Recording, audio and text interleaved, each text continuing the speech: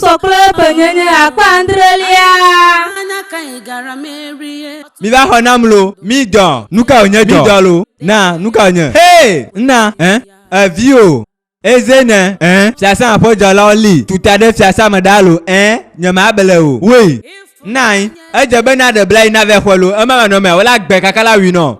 Fenynye. Husigan, amaule nenye. Nenade o Fenynye, madre wadu. Telo mojina mai.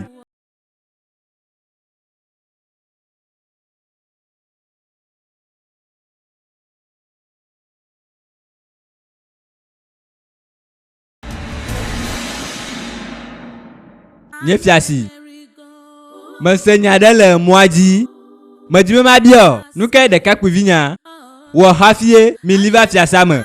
Medime ma nyanyasia. Ye teme ba fisiado. Nye fiasi. Hunsigan ala kpato gare onye. Nenye be va glonyare no enele de kakpu Fenynye. Kema ala kpa onye jamu le no nyama able o. Titi anpenelo. Hunsigan metana la kpo reji aviwa. Ele hade kple de tugbi Fenynye. Nu se te mo dam Oliver tisiado. Owo kple owo pomea. Me klabi va be mi temiado ko ra gade nunye. Gakia mi gbe mi mo deji o. Nye fiasi. Mi temyo do ko ra gade. Nyape pomea nu ho e. Ne hunsigan va lo blema. Na maglona o, hunsigama. Ala kpato, sike pe vemelio wa. Ye o nyenye ma bele o. Menya be ye demegbe na anusia. Nye fiasi. Ta fla chena o. Biasi le de kakpu Fenynye anu nam. Ela be nyako nyito le de numo nu ma po dun to areke o. Nuka tai na temano la kpadando fiasi ado. Mekedo nusia na obe no. Mo gbonye sa fo de mo no bo no gbone view aga kan Ngbe. Adafato, to hamele nanu. Oya mekanku me nenye. O mele nya biam do nunam. Nusi no kple me ya. Ma kpo jijo le wa gbemu. Te nyasi adi. Na wa don kibe me gbonye sia nai. Aye ne le be atem kpo a, eku ejeno. Nuke no. Nuke du nyasa tongbuno bo no glona. Ebiwa mo nunyo to de jene. Nusi na dojiwa. Vedi ti fafare na le. Na mru anyi na dalon. No susu na dako anye mama no me anele dodom. Nye fiasi. Afika ine ve dogo amesi acho. Ele wo fia dagba gano vo amenyo. Gbere kakple za Dodo a. Egbo na unto wuga me kareji na o. Di mesena nube notia. Amekai nenye na vado nusike. Ma wana le nyeto nyetia sama. Mede ta fla chena o nye fiasi. Nye ha fia du sia me to we menye. Ne me kwa na re monyo wa matema gble na fa hunsiga sia menya menyo are ko onyo. Owo kene gal nyasi agloma. Nusi na don jiwa enyebe na dola tisia. Joy. Mebe no joy. Anyo nye fiasi.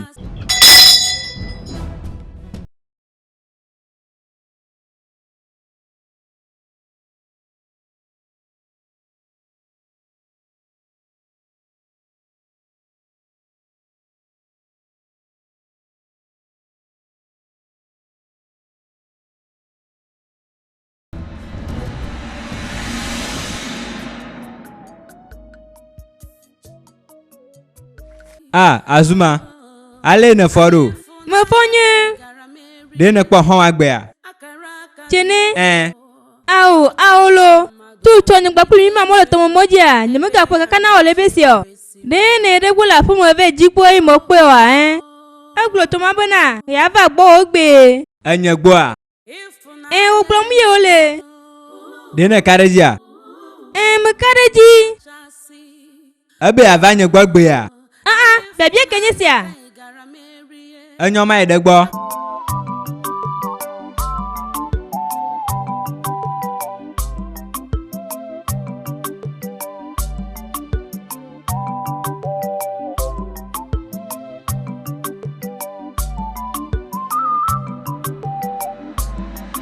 Nyelo la mo va di o. Nelinya, nuka nyala wom. Gaka Ngbe a fuma kumale, nyama doya fiare ko.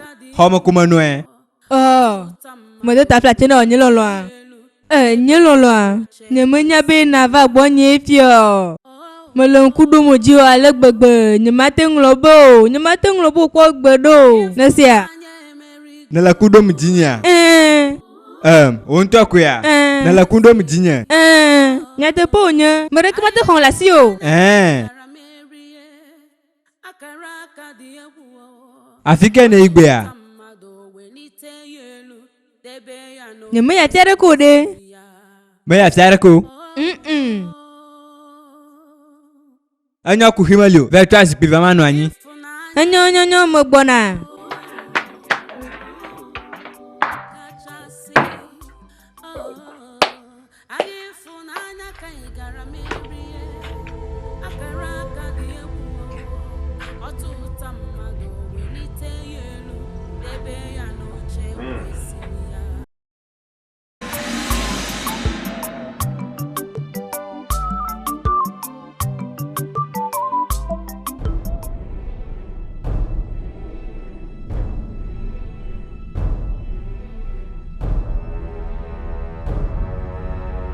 Dola jena fotu eseta dosino na maye po fenye sa hamle nao busunya Afima oleda manya be kpolo sunda hohovo no wenye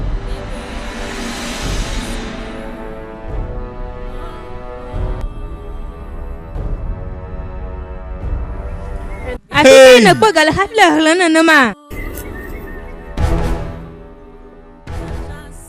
Ega ka hwenya glona le Manya gaspenya glomalo ebien elema Anya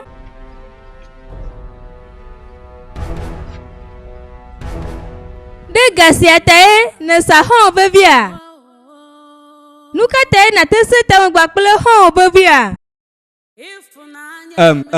Azima nu si susu ne la meye o Oh nyaka onye glone gale Mo po fiasa fo dola o ayo klo eze na ba ede tia sam ayi le ma mo gbe a Mo po gbakple husiga ayo le fa hana de dase na oni ata Nukate na onma gbakple hon a Nukate na tese hon a hogareta Ma de ta flati nya hanye manya nu si na do nu si anamu Nenya nu si nenya gbogbo voi nenya Ne papa mo na hon eze na fa gwechi tepo made nya ke na teban goglo na to kunam la maga nya ha mo le to no gbogbo magbe a na kpo nu si ma tuklo da ya kam Azima ta flati magala gwanya sana me arke no asolo ta flati Azima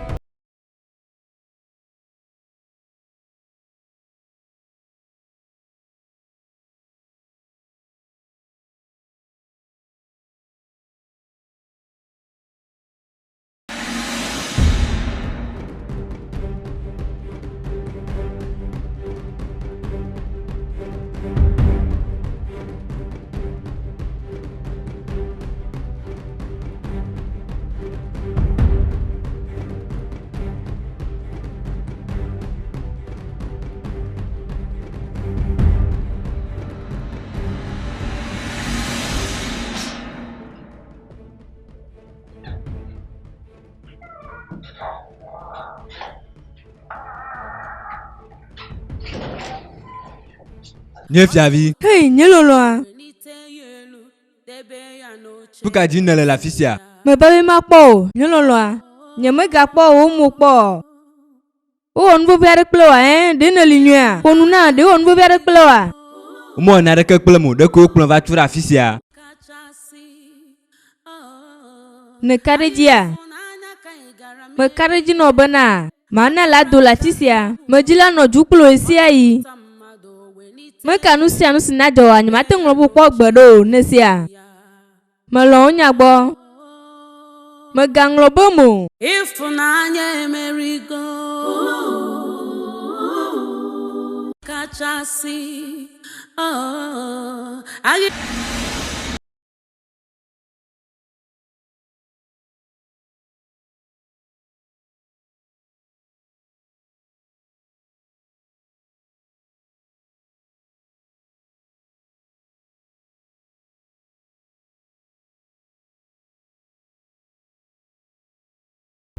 Medegbe na ohusigan. Nuka ne java la tisia. Ejebe na ponu. Nusie mo akpele honya. Numa osi mo akpele a. Nusi amele jujwe den namu. Yere kapenyi honsi madoa.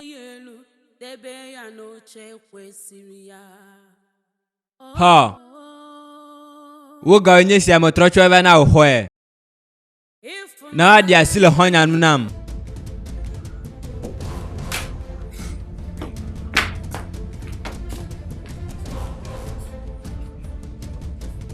Menyemina wea.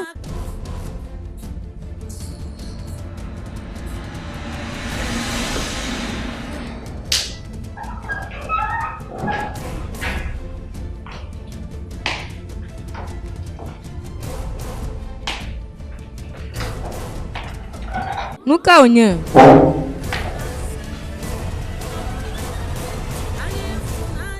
Ejebe na nami mobie.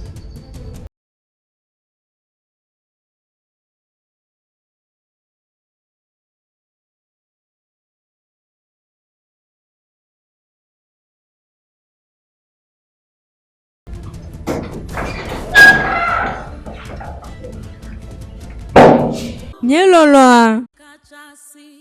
Nelinama.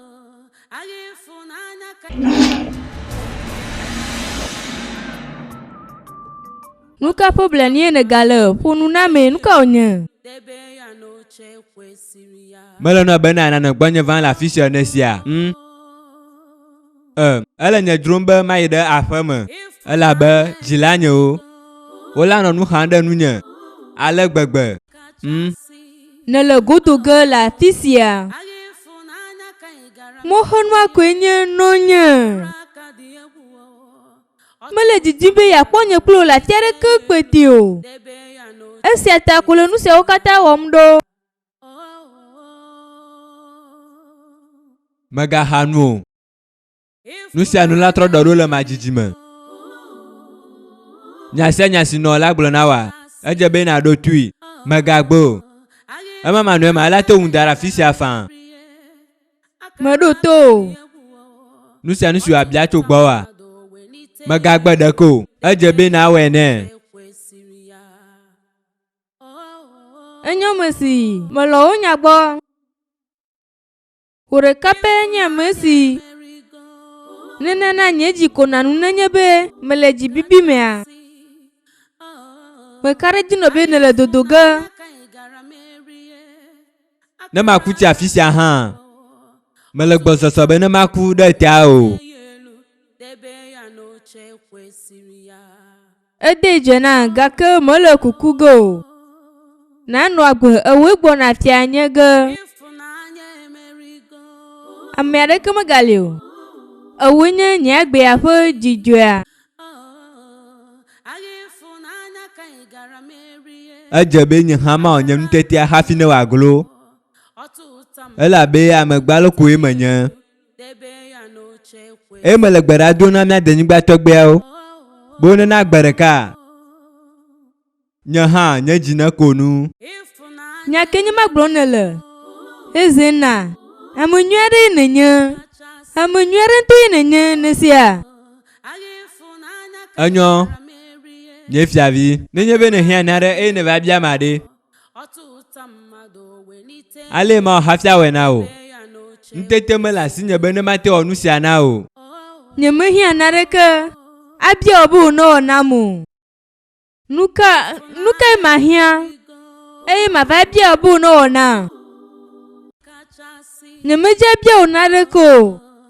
Nenya. Ewenye nyagbe apo jijo popo nye matma di esi odadi o. Sokple ti megava onu sia tongbu iklemu. Madem gbeno. Be nye mava onu sia tongbu ikle o. De ne karejia. Makareji. Nenya be. Kike amademo be mia no kwa mia vadi. Kareji nye. Nuteti adeke. Mela sinye. Bene mao. Ma chopli tia o de. Neki maya megavon. Tatare jinya. To manome anyemanya lesi Ngbe ala no namdo. De ko no nyala umnya mobia. Mekaraji na onye. Nyamolo moda go ha molo moda go.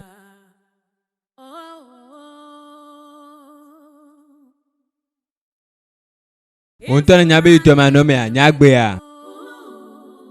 Manya narako de.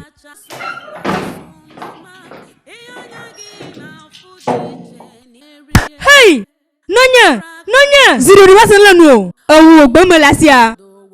Awu nya masina rupote na da tubivinya lo. Ma tunu plo. Awu ya dogo no to. Ao. Dogo. Ao nonya ao. Papa ni tuno deson. Dwei. Ao nonya ao. Dwei.